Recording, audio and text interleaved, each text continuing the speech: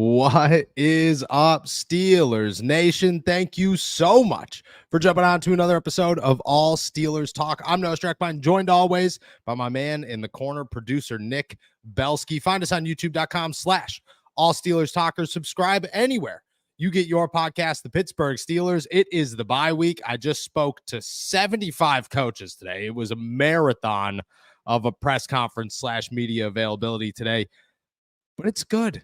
There's some news, there's some notes, there's some Giants players talking smack and then continuing to talk smack. And it is Wednesday, so we're diving into our power rankings. And I got to tell you, dude, there's some shakeups that are some good shakeups in this week's power rankings. I'm excited for them. We'll probably dive into some wide receivers, and as we do every day, we will answer all of your questions. So toss them in the chat. Nick, it's too beautiful out here. You know, there is no chill in the air. I went out here in this today and I got made fun of in the locker room because I walked in, I was sweating more than some of the players in there. It's how warm it is out here. I hope it's the same down there. How you feeling, my friend? I'm feeling good. I'm feeling like I'm not going to get chilly at all tonight as I'm going down to kickball on the National Mall. So I'm excited. I'm ready to go. I'm trying to loosen up here, kind of doing some leg stretches under my desk. But no, it's a bye week officially. The players are 1, 2, 3 heading out to Cancun, and it's good for them because the Steelers are pretty banged up. So it's nice that this bye week comes this year at kind of the perfect time, right in the middle of the season. 8 games down, 9 games to go. But as you mentioned, we got plenty to talk about, and I'm excited to get into it. 100%. I agree with you. I will say that during the bye week, when you go into the locker room, the thing you hear more than anything else is, what time's your flight? What time's your flight? What time? And you would be shocked at how many of these dudes, it's 4:03 p.m. right now, would be like, oh, flight's at 4:30. I'm like, what? Have you ever flown before? Out of Pittsburgh, especially. Yeah, like, have you ever been to an airport? Do you even know how this works, dude? Like, every single, it's crazy, actually. I remember one year, it was like 12:15, and I said, what do you do? And he was casually talking to me. And he's like, oh, yeah, I got a flight at like 1 o'clock. I was like, first off, you should know it like 1 o'clock. Is it 1 o'clock? Like, and yeah, you need to get there, dude. You need to get there, but they're always cool, calm, and collected. I do want to give a shout out before we dive into anything here to everybody saying that they hope that I'm feeling better today. I do think I'm on the back half here of the sickness, as we're going to call it. But last night, definitely, I got off this, went downstairs, wife came home. She walked in the door. I just looked at her and gave her a head nod. And she was like, you good? I was like, yeah, I'm not talking for like at least an hour. At least I need some time here because we were struggling. But I'm feeling pretty good today, and I appreciate everybody sticking it out with us. That being said, we're diving into Cam Sutton's return, the Giants talking smack, and some words from Ben Roethlisberger that are very interesting. With that said, I'm going to toss it to you for some news and notes to get this show kicking. Hit me with them. What do you got? Yeah, let's start on the defensive side of the football. The Pittsburgh Steelers get a player back, one that wasn't injured, but one that was suspended. Cameron Sutton officially reinstated to the Pittsburgh Steelers. His suspension is over. He is eligible to play in Week 10, and he will be back right after the bye week. So good news for the Steelers secondary, getting back a veteran member of the secondary and somebody that can fill in some spots where the depth is a little bit lacking right now. Yeah, I agree. I mean, this is big news for the Steelers. He will be back. I mean, he's back now. They won't practice this week. They're all off, like you said, to Cancun, Mexico. It doesn't matter. They're at the beach. They're heading to the beach where it's warm, sunny. Although you could just go sit in your backyard in Pittsburgh today. It's almost like the same thing. There's no beach, though. You could go to a river. This is big news. The Steelers have until November 4th to exercise their roster exemption, which means on November 4th, they'll have to release somebody. I'm not positive if they have an open roster spot right now, but I don't believe that they do. Essentially, what this means is that November 4th, he will be activated to the 53-man roster, and the Steelers will move forward and see what their team looks like then, which is the big questions that come with this. And there were 2 of them that followed all season long, is who leaves when he does come back, and what does his role look like immediately in Week 10? I would imagine that this is like every other player in Pittsburgh, and that this is jumping on a moving train. This is a guy that's going to need at least some time to ramp up, get back in football shape, and then be ready to go. You miss 8 games. Yeah, you could say, hey, he's a football player. He's a veteran. He's 28 years old. He's done this before. He knows what's going on. I agree. But at the same time, the Steelers are not somebody or not a team that is going to just throw you into the fire and say, this is the best thing and it's going to work out fine. I would imagine that he's active in week 10, but his role is limited. And then moving forward from there, it's more and more as time goes on. But he's going to need some time to readjust to this defense and get everything going, especially because he didn't take any starting snaps during training camp.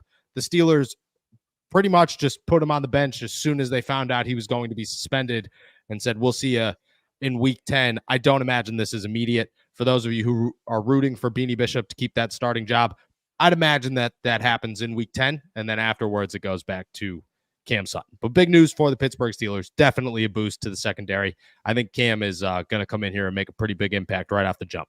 Yeah, you have that, and you have Corey Trice. We'll see what happens with him because, a lot of rumors and a lot of whispers have been he's getting ready to come back, and your secondary depth was, or at least your cornerback depth was down to James Pierre as your number 3 and Beanie Bishop with really nobody behind him. Now you have somebody that can go behind Beanie or somebody that can interchange with Beanie, and you have somebody, potentially 2 players, that can be your outside backups in Corey Trice and Cameron Sutton. So obviously a couple of big additions to a defense that needs that depth going into the second half of the season. Do you cut James Pierre or CJ Henderson when Corey Trice and Cam Sutton come back? Because you're going to need to clear some roster spots. You're not going to keep all those corners. Most likely, right? You're most likely not going to keep all those corners. Yeah, you're probably not keeping all of them, but I would imagine it's CJ Henderson. I mean, yeah, last in, first out kind of rule there. Plus, James Pierre has the, veteran presence, and Danny Smith likes him on special teams. He does. Danny Smith does like him on special teams. He's a good special teamer. Can I ask a question? Do you think that CJ Henderson can be included in a trade before next Tuesday? I mean, they signed him to the active roster because his market was hot. Mm-hmm. Well, why not make a move? Even if you're getting a 6th, 7th round pick for it, doesn't matter. I mean, I think if the market's there and you're planning on sending him down to the practice squad anyway, or cutting him, then signing him to the practice squad, semantics on that one. But if you're planning on doing that anyway, see if there's a market for him. But I think other teams will be aware that, hey, if we just wait a week, they're probably going to cut him because they got Cam Sutton coming back, and it seems like their young rookie is getting ready to come off IR too. I agree. But you always get that one team that's like, well, we need him and we're not going to take a risk and we'll give up. Maybe. William Jackson came to Pittsburgh the same way. All right, let's keep it trucking. What do we got next? Yeah, we got some words out of the New York Giants. Typically, we don't go back to opponents after the Steelers have already beaten them, but Jermaine Eluemunor, who wanted to get one-on-one matchup with TJ Watt, decided to say a few words on how it went on Monday night, and I feel like he had a little bit of a different perspective than everybody else did watching. He said, quote, "I was on an island with him for a majority of the game, and he didn't do a damn thing. I'm not going to sit here and frickin' sing his praises." He was on WFAN radio saying this. He also said he didn't do anything for 3.5 quarters and had 1 impact plays. Your thoughts on Eluemunor thinking that he got the best of TJ Watt on Monday night? I think I have the same thoughts as you. I think I have the same thoughts as every single person listening right now. And that is, what are you talking about, pal? What is going on here? I mean, I get it. You're not going to back down and say, oh, I stunk. And I don't think he did stink. But that one play ended the game. That was it. The second that happened, you just went, oh, okay, so it's over now. That was fun. It was a good time, but it's over now. And did you not pay attention to the other sack or the 7 tackles during the? Didn't do anything throughout the game. He won Defensive Player of the Week. So yeah, kind of feels like he did some stuff here. There's a lot of defensive players in the AFC. The best one win against you, and clearly did enough. I don't know, man. I'm all about guys going back, and I'm even about controversy. Like, I'm about people freaking out for a second and saying, no, I'm not going to back down. I'm going to say something stupid. But did you know who this guy was before Sunday? Before he said anything? Let's say that, before he said anything. No, I didn't. I still don't know how to spell his name, but I'm getting closer because he keeps talking. Yeah, exactly. So those guys, stop talking. You know what I mean? If this was Trent Williams running his mouth, you can go, yeah, all right, this is cool, man. Yeah. Feisty. I like this. The guy who talks, who is a nobody in the NFL, always ends up just floating at it doesn't ever work out. It doesn't ever work out for you. So just stop. And you're just setting yourself up to get roasted. Yeah. Those big those big football accounts on Twitter haven't caught this yet, but they will, and it will circulate very fast. Yeah, copium is a hell of a drug, and I like it. Talk your talk if you can back it up, but dude, he didn't back it up. And that's also No. even if he was right and he did lock down TJ Watt for 3/4, unfortunately, this isn't hockey. There's a fourth quarter, and that's the most important one. And that's when TJ Watt sliced you and diced you and made the biggest play of the game. Yeah, it didn't look good for you, pal. And I mean, it is what it is. You move on to the next one. I just wouldn't talk the next time. I would just keep it quiet. And then afterwards, please definitely keep it quiet. Let's move over to the last piece of news and notes before we get to your power rankings, which I'm very excited for. But Big Ben Roethlisberger had something to say about the Pittsburgh Steelers going after a couple wide receiver twos, specifically the Los Angeles Rams' Cooper Kupp, saying, quote, "It would be a dream come true, but I don't think it's realistic. You're not going to bring in a number one in this situation. I don't think Cooper Kupp would want to come here. He's only played 3 games, but through 3 games, 23 catches and almost 200 yards with 2 touchdowns. His reasoning on the Football and Podcast was essentially a number one doesn't want to be a number 2 in Pittsburgh, not only because they don't want to be a number 2 in general, but because in Pittsburgh, there's only so many passes to go around with a run-heavy offense under Arthur Smith. I don't disagree. But what I will say is there are enough passes to go around right now. And I just think that Cooper Kupp, I mean, Van Jefferson, you could say what you want. And I get what Ben's saying. Like, you're only going to catch 4 or 5 passes. Van Jefferson caught 4 passes. Scotty Miller got a ball the other day. Like, all right, there's 5. Maybe you take one away from Calvin. That's 6. It just feels like that's where they're at. And if George Pickens is cool catching 5 passes a game, why wouldn't Cooper Kupp be? And I just think the biggest part of this is Cooper Kupp probably wants to win a championship. Steelers probably have a better shot at winning a championship right now than the Rams. And I just think that plays into it. So I'm not gonna sit here and say that he wouldn't want to come to Pittsburgh for that reason. I think playing with Russell Wilson is enticing. Playing for Mike Tomlin is enticing. Arthur Smith seems like a great dude, and everybody seems to love him right now. Feels like that's enticing. You have the best defense that maybe the second best defense that you'd be playing with, because the Aaron Rodgers Super Bowl team was pretty good. Yeah. Or the Aaron Donald, Super Bowl team was pretty good.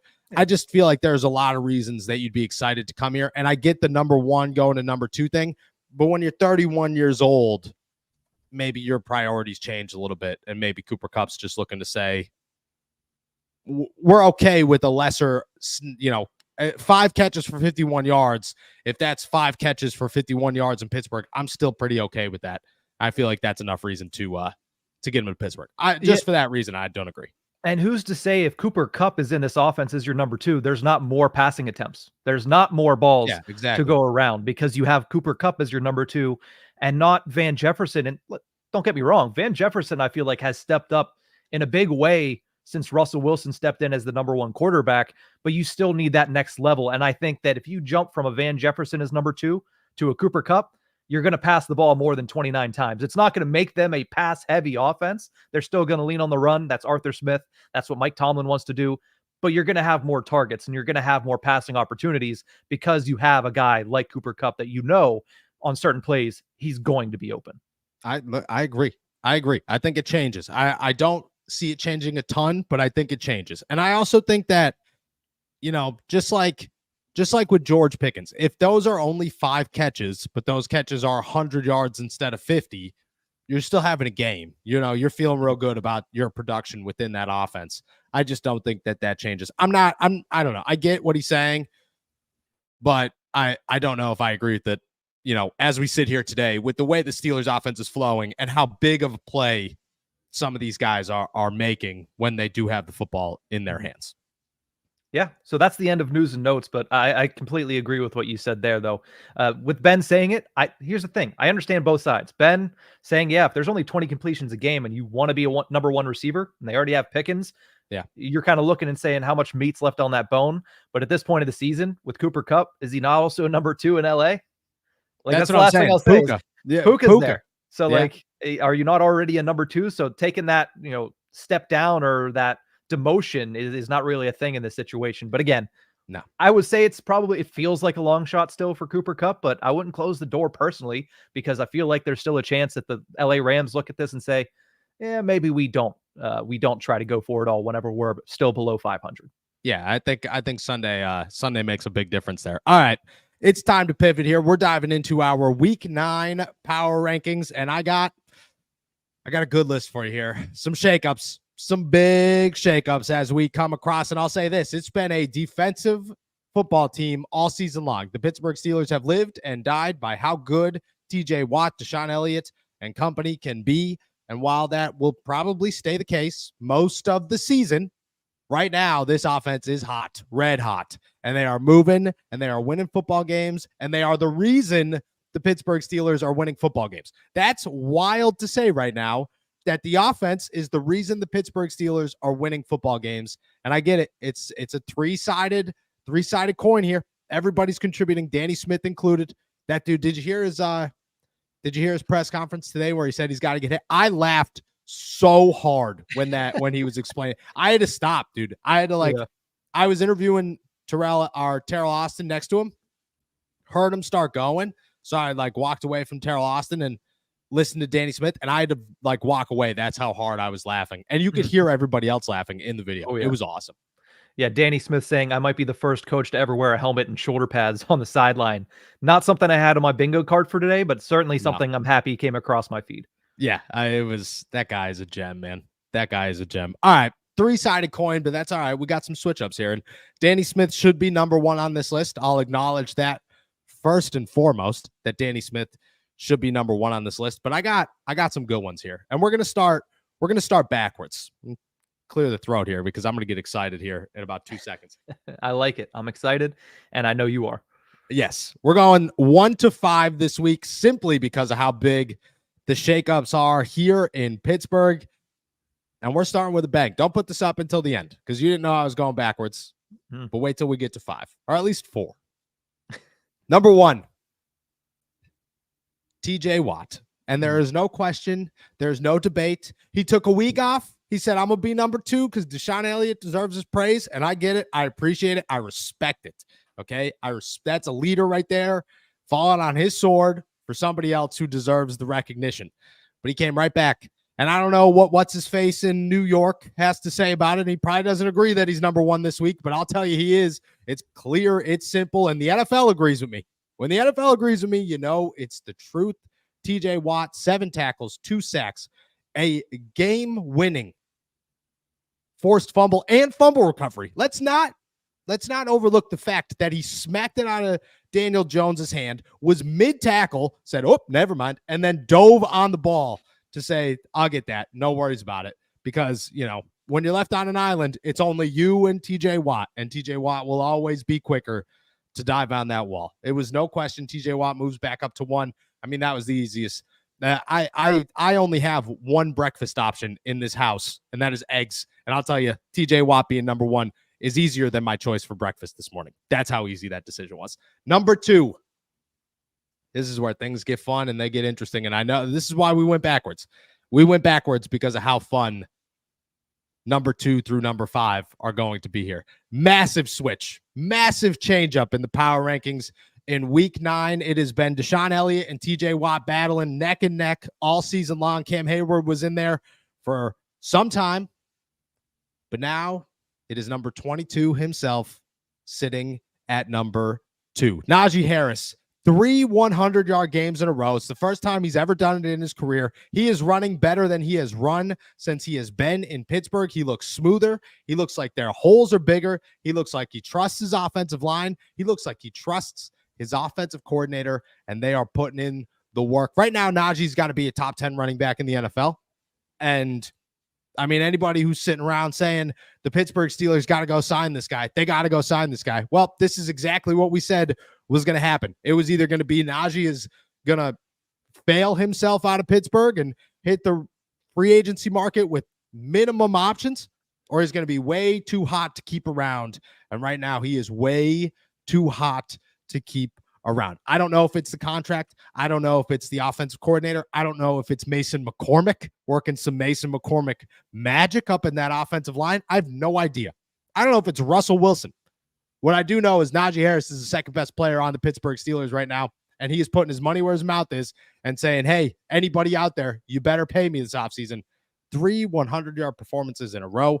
Najee Harris sits at 2, and there's no debate there. There's no debate there. You can't find anybody else in Pittsburgh playing as well as TJ Watt and Najee Harris. Number 3 is the man we have been raving about forever. Seems like he should have been a Steeler years ago. Thankful that he's a Steeler now. He fits the black and gold better than ever. And he liked one of our Instagram posts the other day. So you got to say, friend of the show, Deshaun Elliott. I get it. It's a fallback. You went 2 to 3 or 1 to 3, I guess. But in my eyes, it's not. Like, you're still solidified. You are nowhere near leaving this list.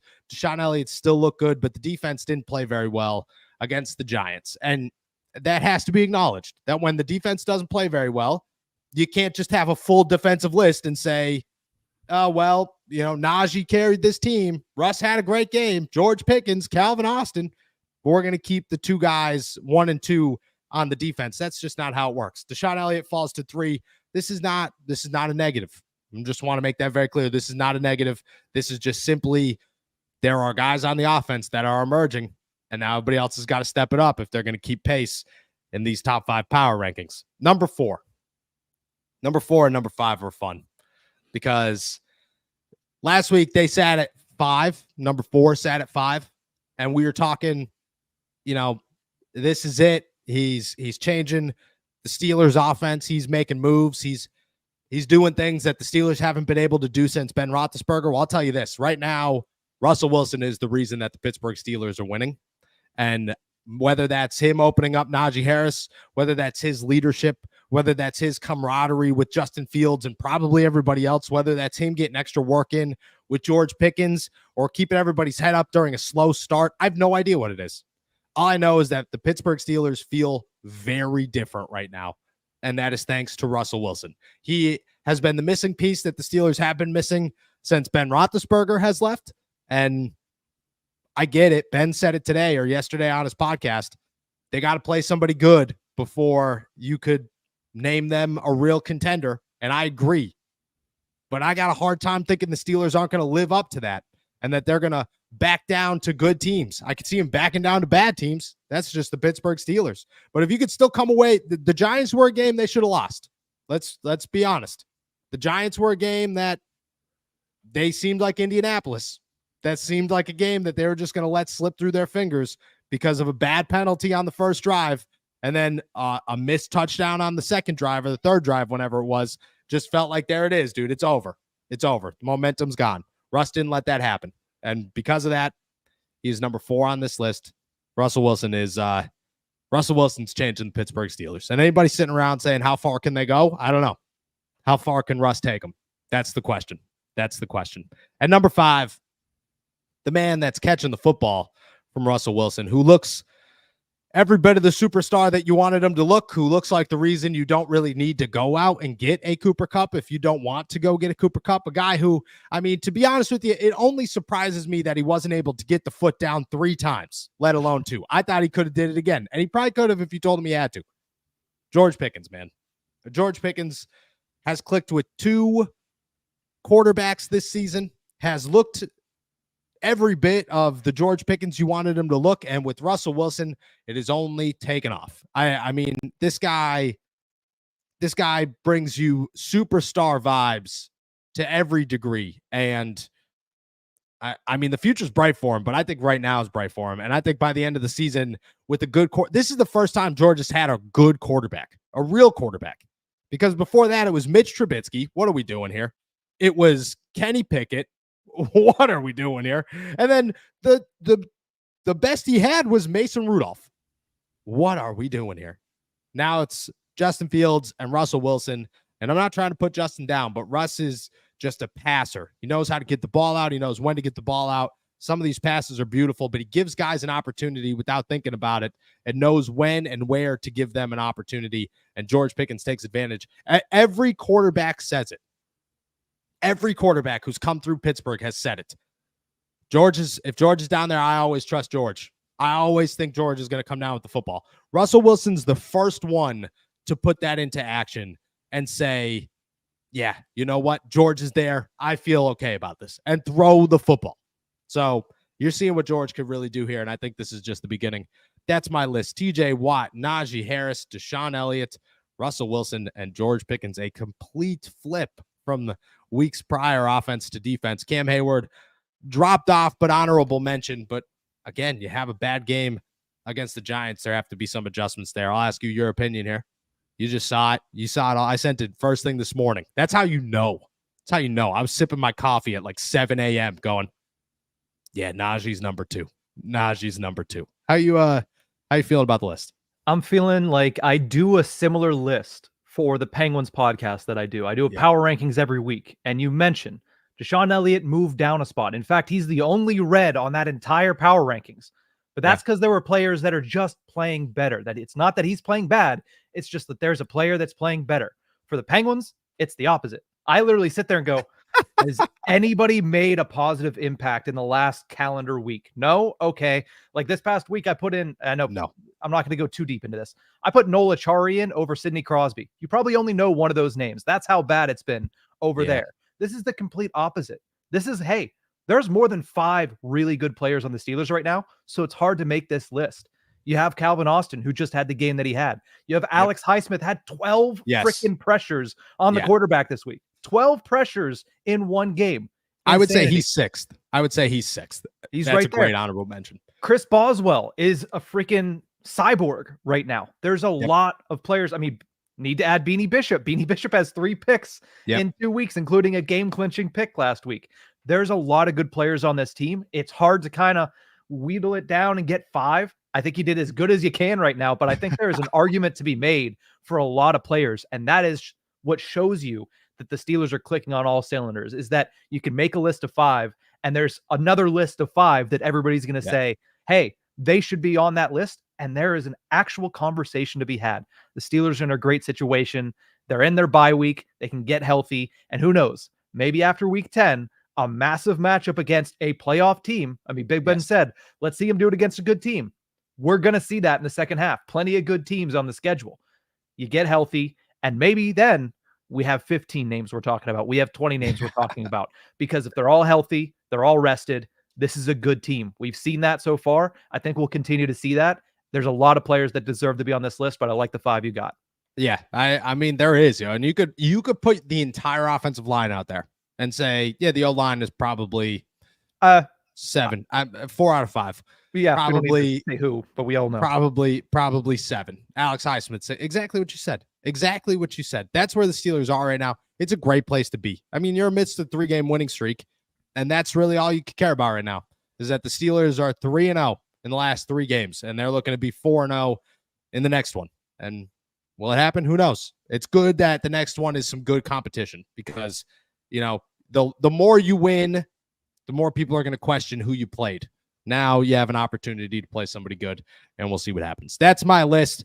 Let me know what you think about it in the comments.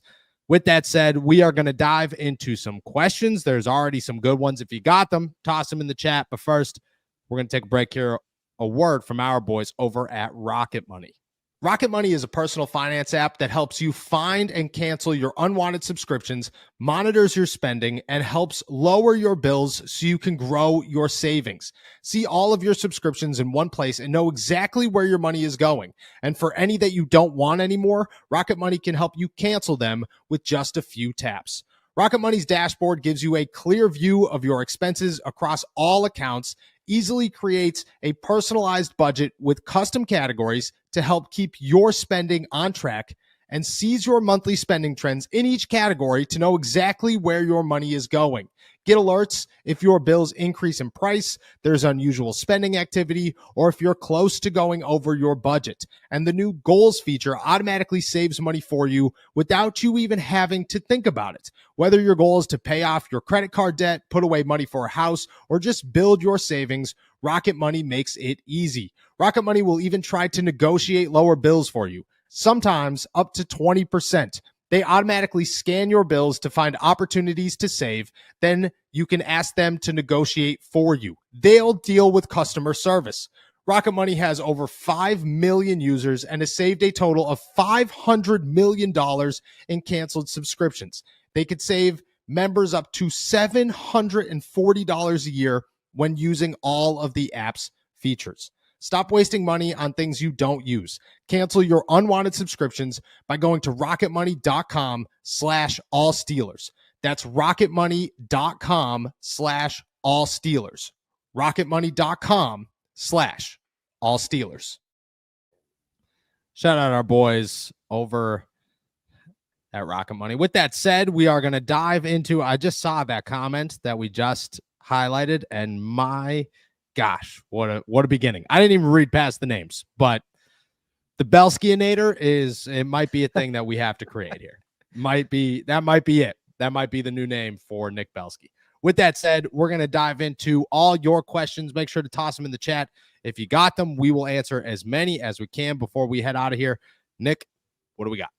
Yeah, before we get into questions, I actually just want to remind everybody and provide an update on something that we started last week, then completely forgot about. Oh, but shout totally out to the 75 people that answered our call for Russell Wilson catchphrases for Pittsburgh. We have selected 4 nominees to be the finalists. We'll put a poll up on our community page following today's show and let that run throughout the rest of the week, and we'll announce a winner on Monday. The winner of this contest gets the Russell Wilson shirt that's up on blackandgoldapparel.com. But the 4 that we have here, Derek Weber put in Steelers Nation, let's weld. I like that one. I like that one. John Seibel or Siebel, either way, says steel cooking. That's a good one there. I like that. A little bit of Russ, a little bit of Steelers. That's a good one. Eddie the Great, who's in here all the time, says we steal unlimited, which is a good one as well. That's a good one too. And let's go to one that we could actually, hear Russell Wilson say, wouldn't be surprised. And that's from our buddy Carl Spackler, who says, black and gold, let's roll. I like that one as well. These are some good ones. We appreciate everybody who commented and let us know. We also appreciate everybody who said, Russ, please do not start using a catchphrase, because we understand. We get it. We get where we're coming from, but we're having some fun here. Make sure that you vote on the community page. Let us know what one you like. And then on Monday, we will announce a winner. And as always, send out a shirt, because it's a good shirt. It's a good shirt. I actually just, how did I tell you the first time I bought them? It came in and I bought the preview. Yes. Yeah. The person who did it for me, who made the design for me, sent me a preview with an overlay. I bought it, said, oh, this is awesome. And then realized it has the overlay on it. Wore that shirt around for like a week before somebody said, hey, dude, you know that has stripes on it and you need to get that fixed. So we'll send the right one. With that said, let's answer some questions. Nick, I'm going to toss it to you. What do we got? Let's go over to Chris. Appreciate you as always. Says, Noah, let's just give up on adding a wide receiver. Use the extra money we have now to sign Fields to a new contract and lower his cap hit. Might as well, right? Might as well, right? Put him out as wide receiver as well. I like the enthusiasm for people to want Justin Fields to stay in Pittsburgh. I hope that he does stay in Pittsburgh, unless Russ wants to come back and try to win another Super Bowl. I don't know how I feel about the situation yet. I think it's a little early to say I'm pro Russ contract, I'm pro Justin contract. I think either way it works out very well for the Pittsburgh Steelers, and they have somehow found themselves with best case scenario, and that is not one but 2 quarterbacks that other teams have given up on, that they have somehow found some success in. And I feel like there's more success to come. They definitely have 2 of the top 32 quarterbacks in the NFL. And because of that, you got to be optimistic about the future. Let's go over to Cody Silva, who says, when Cordero Patterson comes back, who's going to be the returners between him, Warren, and Calvin Austin? Yeah, so Calvin doesn't actually do kickoffs. He just does punt returns. It'll be most likely Jaylen Warren and Cordero Patterson. I would imagine that when Patterson comes back, maybe Jonathan Ward gets cut and sent down to the practice squad. That's the most likely outcome. But if Ward sticks around, I could see Jonathan Ward and Cordero Patterson being the returners. Either way, it'll be one of those guys, and then Patterson, and then Calvin Austin will continue returning punts. Let's go to Steven, who says, if the Steelers don't get a receiver like the rest of the top AFC teams have, can they still put up an equal fight in the back half of the season? Yeah, I believe so. I believe so. I think George is enough. I think Pat Fryermuth is enough. I think Calvin Austin will emerge a little bit. I do think it's best to have another option, but if they don't get another option, I do think they could still compete with teams like the Chiefs and the Bills and the Ravens, and that's it. And to be honest with you, the team that scares me the most right now are the Bills, simply because that defense and that quarterback play is phenomenal. And I mean, you could beat the Chiefs with your defense. I don't know if you could do that with the Bills right now. So I would say they can compete, especially with teams that they will play like the Chiefs and the Ravens, etc. Let's go over to our pal Sean LaRock, who says, what's more likely? Little preview of tomorrow. I like it. Steelers get Myers from Vegas or Thielen from Carolina? Oh, I would say what's more likely is Adam Thielen from Carolina. I'm not 100%. Can we see if he's healthy? Can we look up if he's healthy? Because I'm not 100% that he's healthy. But if he is, the Panthers are going to sell house. They're going to get rid of everybody and anybody because they understand how bad this football team is. They also have an owner that just has no patience and isn't into developing anybody. So they're getting rid of everything. And I would guess Adam Thielen's on that list at 33 years old. Yeah, he has not played. He was limited in practice today. So on his way back, but he has not played in a long time. If he is, with that being said, I would say Jacoby Myers. But you need Vegas to lose. And you got to probably put up a good price tag for Jacoby Myers. Let's go over to Potatoes Salad, who says, when Landon Roberts walks off the field, our run defense seems to go with him. Would you use Roberts more? Because we play Minka too deep for the middle linebackers to get grabbed at the line of scrimmage. Maybe TA needs to back the linebackers up a few feet too. I would play Landon Roberts more. The problem is it's all schematics. I mean, once teams start, that's the problem is once teams start running, you do need to get him on the field. Like you can't live and die with that. That's why I think the Giants beat the Steelers defensively because of schematics, because it just felt like the Steelers were never running the right defense for what they were looking for. I mean, the Colts did the same thing. And maybe it's, hey, we're preparing for Daniel Jones and we think that they're going to pass a lot. And instead they ran a lot. I have no idea, but you do have to play Landon Roberts more. I agree. Deshaun Elliott should also work, but to be honest with you, 3 safety sets with Terrell Edmonds makes a lot of sense to me if you're trying to stop the run game and your defensive line is just not working out the way that you want it to. Let's go over to Noah Bastian, who says, hit the wrong button there. Sorry. You're trying to dip out on us early. I don't like that. I had to mute. I'm sorry. Let's go to Noah, who said, heard some rumors that Cortland Sutton is back on the table. Any chance the Steelers land him?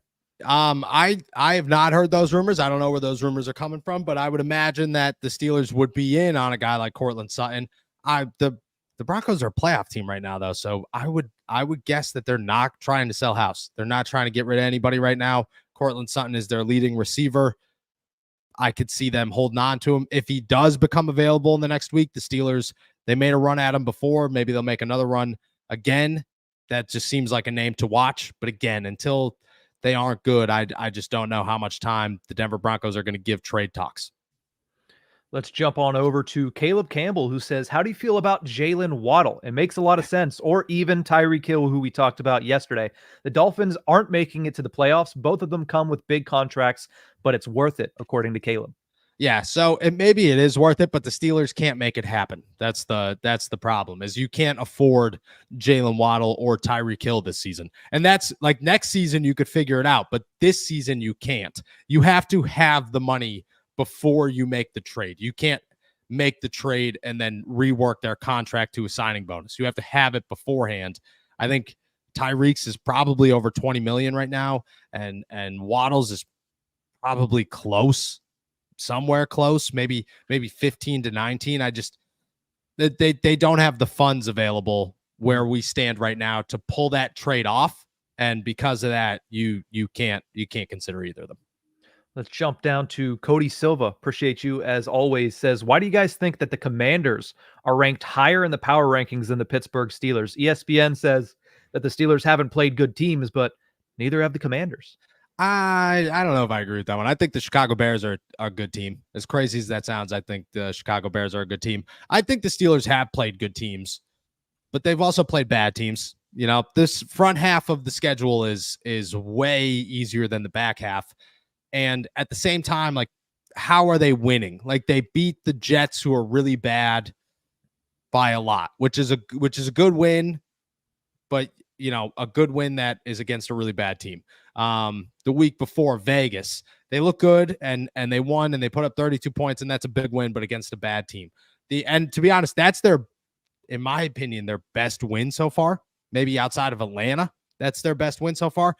Denver, when they beat them, I think plays a factor there. And the Chargers, I think, was a good win too, but the Chargers' performances since then have definitely hurt that standing.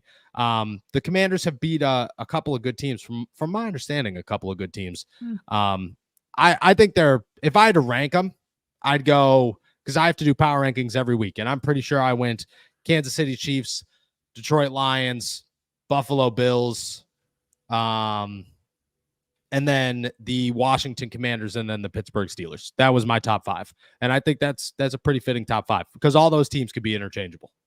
Yeah, and I think it also goes into it that the Commanders have one of the top offenses in the NFL so far this year. And a lot of people doing those rankings look at offense and say, ooh, shiny and flashy and new. Yeah, 100%. I'm going to put that up a little bit higher than Arthur Smith ground and pound punch you in the face, bloody your nose. On top of the number 2 quarterback in the draft. That's going to play a factor. Cody actually has another one here and says, when Cam comes back, talking about Sutton, says, will we see plays where Elliott ends up in the slot and Cam bounces back as safety? Elliott is a better run stopper, no? He is a better run stopper, but no, Elliott's going to play safety. He's the safety. Cam Sutton could play all over the place, but he plays his best football in the slot. And I think that's what the Steelers' plan is. It's just like Beanie Bishop could drop back to safety too if you really needed him to, or you could put KZ out there and move Deshaun Elliott to the slot. The reason that you haven't done that is the reason you won't do it again. So I would say no to this. I think there could be packages, but for the most part, a majority of the time, I would say no. All right, let's jump down to Fear the Beard Collectibles. Says, realistically, what wide receiver do you think the Steelers get, if any? I would say Darius Slayton is probably on the table. Mike Williams just continues to feel like the name to watch right now. But Jacoby Myers could become eligible.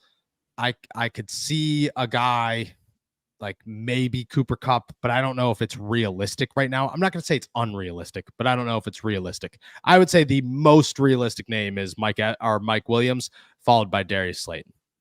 All righty, let's jump over to Bet Visuals, who says, what's up, Steelers Nation? An okay wide receiver option is low, but one that stood out to me was KJ Osborne. What are your thoughts on him? KJ Osborne could be a good one. My issue there is, like, what are you adding? I think it's a question mark. You just don't know. Maybe he's good, but maybe he's not good. Maybe he is no better than Van Jefferson. And he's had some good times in Minnesota, but he never really made a giant splash in Minnesota. And he's done less in New England. So I think he's the biggest risk.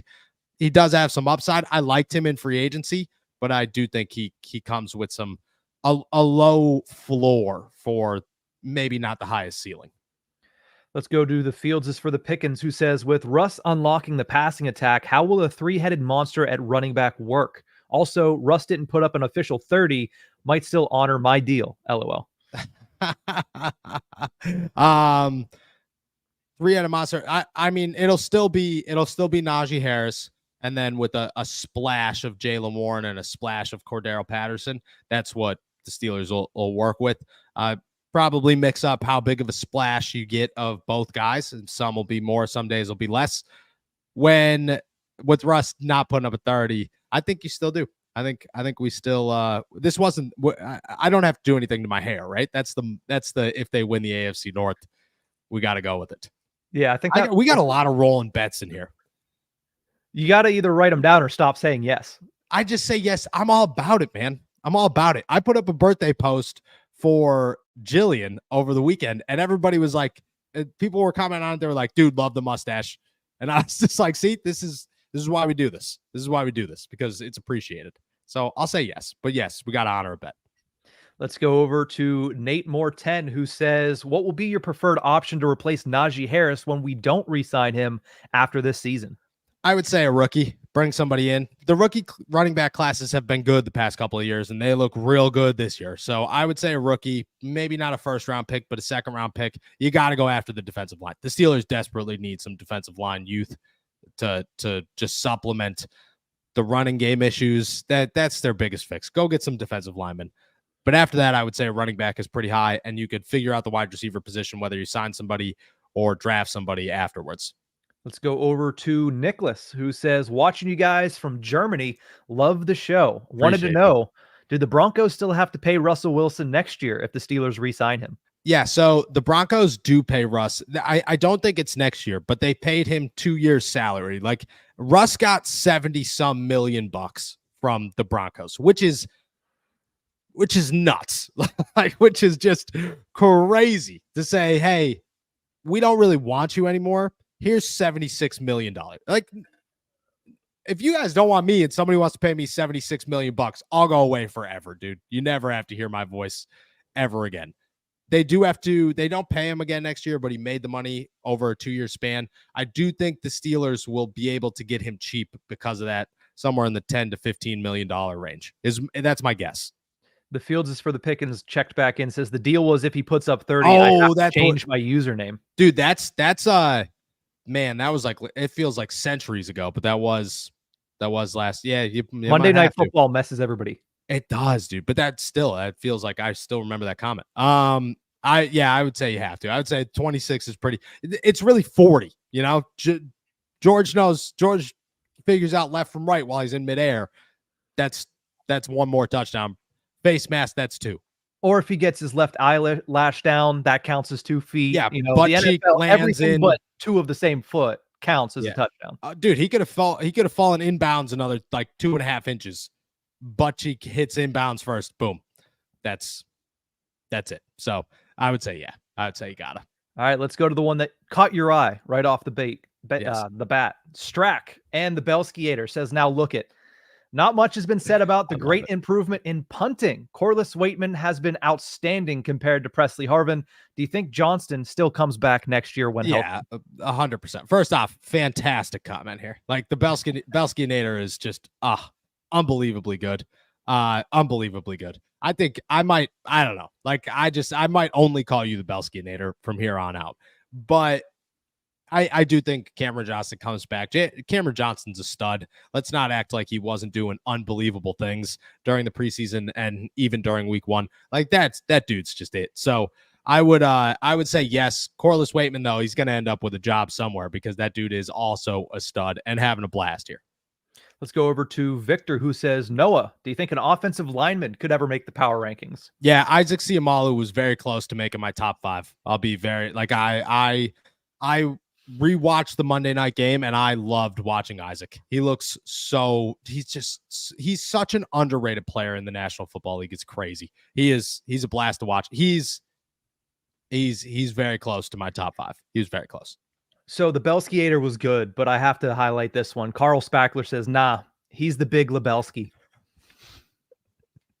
I love this. Phenomenal. I think we should scratch the Russ catchphrases and just go Nick Belsky nicknames. I think that should be what we should roll with here because the big Lebelski is. I'm going to use that one. That one's fantastic, actually. That's you should go as the big. Everything. You should go as the big Lebowski for Halloween, and when people ask, you say, "Oh, I'm the big Lebelski." I got the hair for it, so maybe it could work. It could work, and really it's an easy one too, which is nice because I don't have anything else. So yeah, dude, maybe you I'll got do a that. robe. Go get a robe. Let's go over to Matt, who says, what are your thoughts on trading for Tyler Lockett? Fringe number 2 receiver with good chemistry with Russell Wilson, shouldn't require too much draft capital in exchange for the Seahawks. I like that. I think it's a very sleeper pick here for the Steelers, a sleeper option. I don't know if he's available. That probably won't come until Monday or Tuesday, depending on if the Seahawks win this weekend. If they play, I don't even know if they play. But I do like that. I do think you're probably going to have to give up more than you think. I would say he's still a 3rd, 4th round pick, but I definitely like that. And I think that's an option for the Steelers. Let's jump down to Man Loco, who says, I've been a Steelers fan since 93. Do you think this is the best overall secondary we've ever had? Joey Porter Jr. is the best corner we've drafted since Rod Woodson. Oof. I love that. I'm not gonna disrespect Ike Taylor by agreeing with it, but I like it. I think Joey's gonna finish his career very close to where Rod Woodson is. He's gonna have Joey is gonna go down as one of the real good ones in Pittsburgh. It's too early to say greats, but one of the real good ones in Pittsburgh. But I do think, yes, this is the best secondary the Steelers have had since '93. Like this is top. There are no missing pieces. Even undrafted guy playing great football. The closest they've ever gotten was the Joe Hayden, Steven Nelson year with Mike Hilton there and Minka, but they were still missing another safety. And Terrell Edmonds is great, but now you got Terrell Edmonds as your third string with two guys who are better in front of him. So I just think top to bottom, great. And with Corey Trice coming back, it only gets better. And with Cam Sutton coming back, I mean, there are no holes. There are zero holes. Yeah, there's no holes and there's good depth, and that's a big one. I will push back a little bit and say Ike, Ryan Clark, Troy Polamalu, those guys. They were missing a corner, though. They were missing a corner. Wasn't Deshae Townsend on the other end? I think he's gosh. comparable to Dante No, Jackson. he's not. No, he's not. No, he's not. No, he's not. I think the safeties definitely enough that the other, because I think there is a gap there. I think Polamalu being one of the greatest to ever play the position creates a little bit of an advantage for that team. I agree, but you're telling me like they got as close as they can get with Minka. That is as close as they could come up with in Minka. Deshaun Elliott, Ryan Clark. I mean, there's not a major. If Deshaun Elliott played when Ryan Clark played, he'd be the scariest human being alive. He would probably murder people. That's how hard he hits now. Well, I mean, Ryan Clark was one of the scariest humans alive, if not for Ed Reed back then. Exactly. I mean, I just think it's matched. I just think it's. And who else? Who is the slot? We don't even know. I don't know. Don't even know. Was William Gay the slot for a year early in his career? Probably, but that's not great. I mean, probably. I mean, yeah. I like where you're going on it. I like the depth. That's the thing. I couldn't name who the backup was on that team, but I was also like 12, so that plays into this as well. It might have been Ross for a minute there. It might have been like Ross Cockrell. It was definitely Brian McFadden for a second, and then William Gay for a second as well. All came up the same way, but I don't know. I think, but we could say that. We could say since that secondary, this is the best one. You can't ignore. I won't argue that. Yeah, I won't argue that one. Let's go over to Cole, who wants to know, with this next schedule being hard, what matchup are you most excited to watch? If it wasn't on Christmas, I would say the Steelers Chiefs, but the fact that I have to go work on Christmas, not the greatest of days. That being said, I'm grateful to get to spend Christmas watching football. There are a few things you'd rather be doing. I would go Chiefs is a good one. Philadelphia is also a good test for me. Like I look at Philadelphia and say, can you beat a team that should make you uncomfortable with a good offense that's getting better and a great defense? Like, can you beat? Because the Browns, if you lose to the Browns are the Browns. That's an AFC North team. The same with the Bengals. The Chiefs are the Chiefs. Like they're supposed to beat everybody. The Eagles are a good team that everybody knows is a good team, that everybody respects as a good team, and you don't play them often. So they should make you uncomfortable. How do you respond? I would say Eagles are my top one. Chiefs are number two. I got two things on this question. One, Tyrone Tracy just cooked up the Steelers defensive front and the Steelers defense. I'm a little worried about what Saquon might do. Now, with that said, this might be a wake-up call for the Steelers defensive front to say, man, that cannot happen again. So maybe they bounce back, and there's plenty of games between now and then. But even though it's an AFC North game, even though we see it twice a year, you're telling me that if Deontay Johnson goes out there and lines up against Joey Porter Jr., and we see that matchup, not to mention the fact that it's Patrick Queen, that is undoubtedly the biggest in my eyes, especially since that first matchup, I believe, is at home. It is. So you got Deontay returning to Pittsburgh against JPJ. Oh, the smack talk is going to be legendary. And if not JPJ, just the guy that he was traded for 1-for-1 in Dante. Yeah, that's actually very true. Either way, prime cinema. That's very true. That is very true. Didn't think about the headlines within the game. And that's a good one. Dante Jackson versus Joey Porter or versus Deontay Johnson that'll be the matchup. And that's a fun. That's crazy. Actually, that's crazy to think about. I was about to say, and we have Hard Knocks after to just enjoy more of it. True. What are the chances Deontay Johnson and Joey Porter Jr. fight? More than zero. That's I'll say more than zero. I would agree. I think it's pretty high. That's true. That's a good one. Yeah, for the headlines within it and the trash talk that will definitely be had. And it's not on Christmas.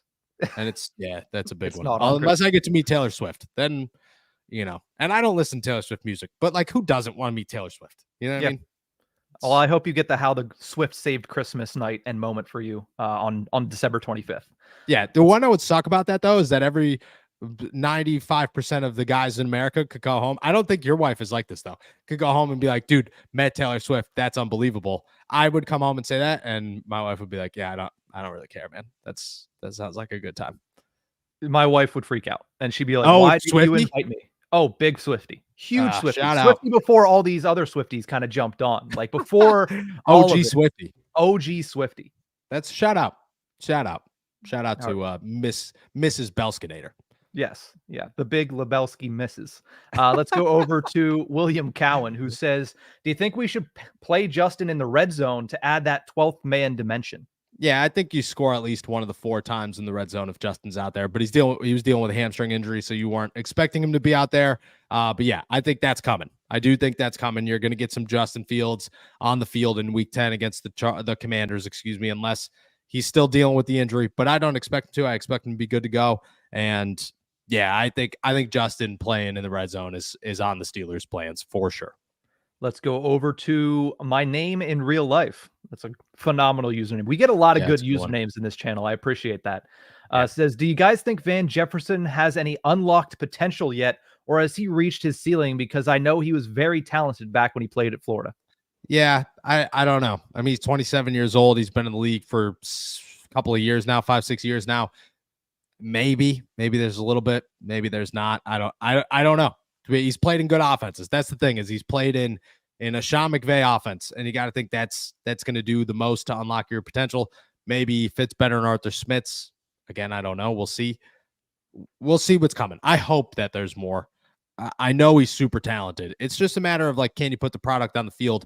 That's what potential is in the NFL, not so much talent-wise. So we'll see what happens. That's a wrap for today then. Awesome.